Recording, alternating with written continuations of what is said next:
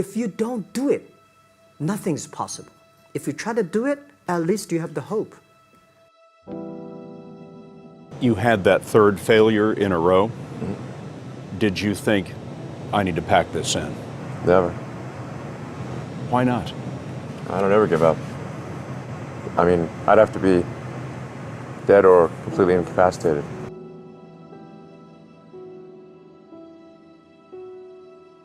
So many things go wrong when you're starting a company, and often I think people ask, what mistakes should you avoid making? And my answer to that question is don't even bother trying to avoid mistakes because you're going to make tons of mistakes, right? And the important thing is actually learning quickly from whatever mistakes you make and not giving up.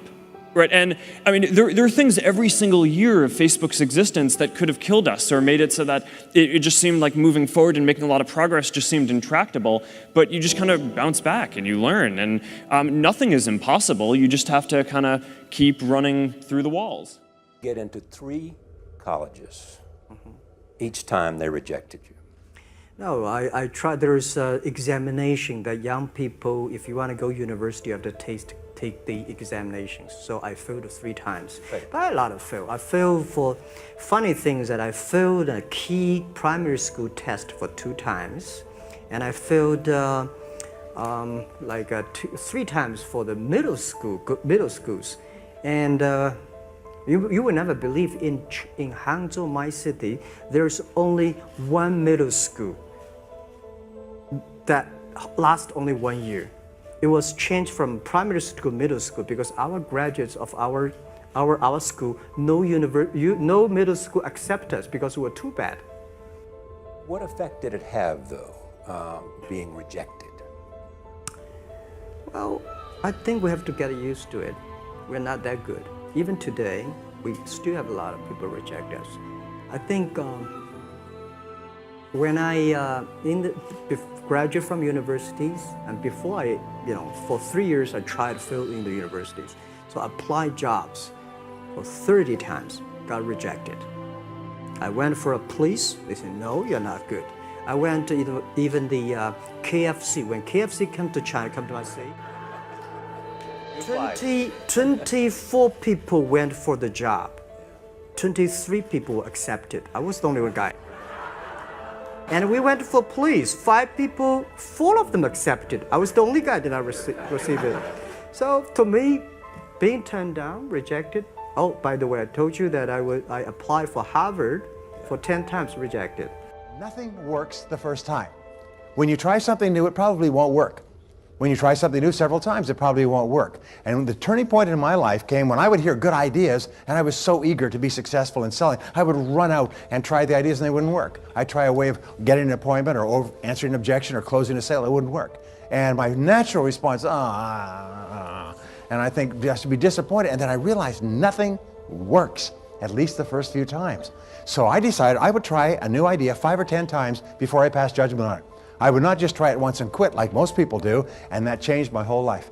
It was a turning point in my life because I realized from then on, if you've got a good idea and you've got a good goal and you want to double your income and improve the quality of your life, and you have to try new things in order to get new results, it's not going to work the first time. So you say, well, that didn't work, try something else and try something else and try something else. Now, if you try, only 2 things can happen. What are they? Succeed or fail. If you succeed, you do more of it. If you fail, you learn from it, get smarter, and try it again. So you cannot lose by taking action. You can only lose by not taking action. Practice faithful persistence. It means never, ever, ever give up. Chicken Soup for the Soul was rejected by 144 publishers. 144 publishers said, we don't want to publish a collection of short stories. The title's stupid, Chicken Soup for the Soul. What does that mean? People don't buy collections of short stories. There's never been, successful chain of doing that. So literally, we spent 14 months trying to find a publisher. And we'd go to New York with our agent, and eventually our agent gave us the book back and said, I can't sell this. So we went to the National Booksellers Association convention down in Anaheim. We went from booth to booth to booth for 3 days. And there were 4,000 publishers represented there. And we go, would you publish our book? Would you publish our book? Would you publish our book? And we got no, no, no, no, no. It was late on the 3rd day that a little publisher from Florida, after we'd gotten over 144 rejections, said, we'll read it. And then they said, we said, well, how many copies do you think we'll sell? After they said, yeah, we'll buy it. A couple weeks later, they said, we'll publish it. And they said, well, maybe 20,000 if we're lucky.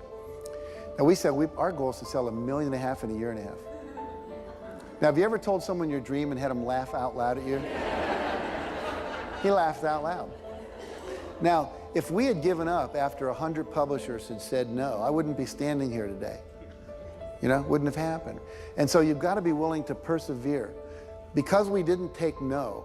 See, when the world says no, you say next. Let's practice that. If I say no, you say yes. Absolutely. There's only 5 or 6 billion people out there you can go and ask, right? There's over 4,000 publishers just here in the state of California. So what we have is this endless possibility, but you have to persevere. It's as if the universe tests our commitment. And so today we have 147 titles in print. We sold over 115 million copies. We're in 47 languages. And over $1 billion worth of Chicken Soup for the Soul books have been sold worldwide. So if you're willing to decide what you want, believe it's possible, consciously envision the future, feel the feelings of what it would feel like if you had achieved this goal, you can have anything, and then you take action, both obvious actions and inspired actions. You can do anything.